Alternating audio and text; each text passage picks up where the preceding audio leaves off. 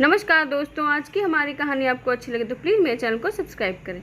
नित्या रसोई में लगी हुई है। जितनी तेज़ी से वो काम कर सकती थी वो कर रही है, लेकिन दिमाग में 10 बातें घूम रही हैं।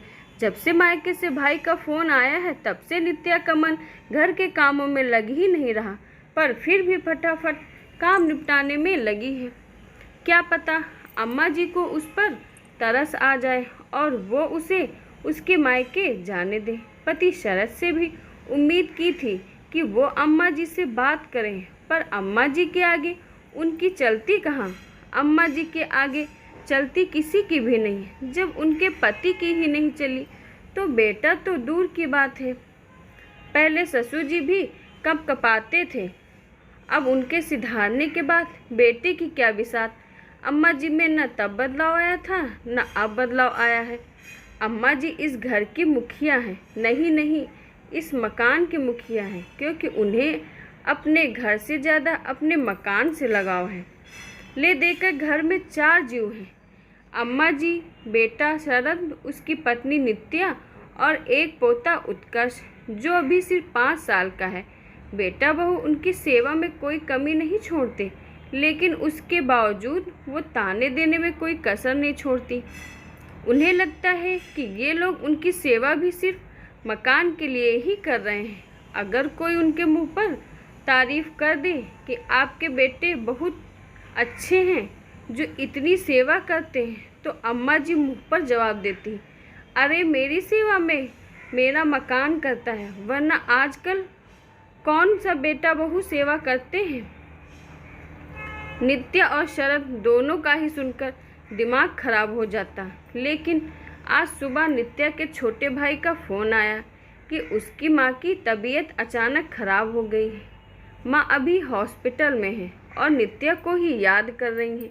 शरद ने जब दोबारा फ़ोन करके पूछा तो नित्या के पापा ने कहा, अभी स्थिति नियंत्रण में है, पर फिर भी आप नित्या को भेज दीजिए। कुछ दिन रुककर वो थोड़ा अपनी माँ को संभाल लेगी। शरद ने फटाफट जाकर अम्मा जी से पूछा, अम्मा, नित्या की माँ की तबीयत खराब है, वो हॉस्पिटल में है, तो मैं नित्या को उसके मायके छोड़ आता हूँ। उसकी बात सुनकर अम्मा जी ने एक बार तो शरद को ऊपर से नीचे तक घूरा, फिर कहा, पूछ रहा है या बता रहा है। उनकी बात सुनते ही शरद सकपका गया, फिर खुद को संभालते हुए बोला, अम्मा, पूछ रहा हूँ, आप कहें तो मैं नित्या को उसके मायके छोड़ा हूँ। अब उसकी माँ की तबीयत खराब है और आप तो जानती हो उसका भाई अभी छोटा है, उसकी शादी भी नहीं हुई। ऐसे में नित्या सब कुछ संभाल लेगी। अच्छा, और अपने घर का क्या? पर अम्मा, ऐसे में नित्या का वहाँ होना ज़रूरी है ना। हाँ, तो उसकी माँ के लिए मैं नौकरानी बन जाऊँ? कोई ज़रूरत नहीं है जाने की। उससे कहो घर का काम करे, घर संभालेगी। ये खुद का घर तो संभाल नहीं रही, मायके का घर संभालेगी। उसके आगे शरद कुछ कह नहीं पाया और नित्या चुपचाप रसोई में जाकर काम करने में लग गई। थोड़ी देर बाद देखा तो पड़ोस वाली निर्मला काकी अम्मा जी से मिलने के लिए आईं और आकर अम्मा के पास सोफे पर विराज गईं। और भौजी जी, क्या हो रहा है? आजकल तो नज़र ही नहीं आती हो, लगता है बहू से बहुत सेवा करवा रही हो। वो क्या मेरी सेवा करेगी? मेरी सेवा तो मेरा ये मकान करता है, इसी के लालच में करती है सब कुछ, वरना आज निकाल बाहर करे मुझे। अम्मा जी ने ये तुनकते हुए कहा। ये बात अंदर नित्या को भी सुनाई दे रही थी। एक तो पहले से ही उसका दिमाग खराब हो रखा था, ऊपर से अम्मा जी की बात ने आग में घी का काम किया। नित्या सीधे अपने कमरे में गई और जाकर सामान पैक करने लगी। थोड़ी देर बाद जब निर्मला काकी अपने घर चली गई तो नित्या अपने सामान के साथ बाहर आ गई। उसे देखते ही अम्मा जी उसे डांटते हुए बोली, कहाँ जा रही है तू? अभी सुबह तो मना किया था तुझे। अम्मा जी, मैं अपनी माँ के पास जा रही हूँ, अपने मायके जाने से पहले याद रख, तू इस घर की बहू है, इस घर का काम कौन करेगा? रोटी कौन तैयार करेगा?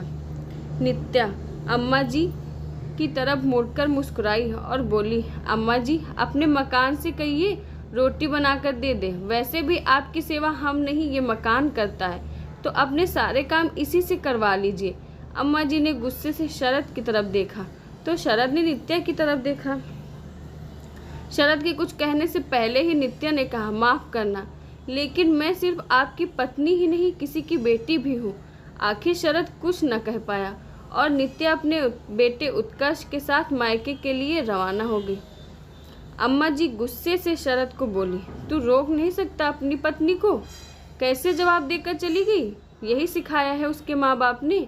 माफ़ करना अम्मा, ये उसके माँ बाप ने नहीं सिखाया, ये तुमने सिखाया है।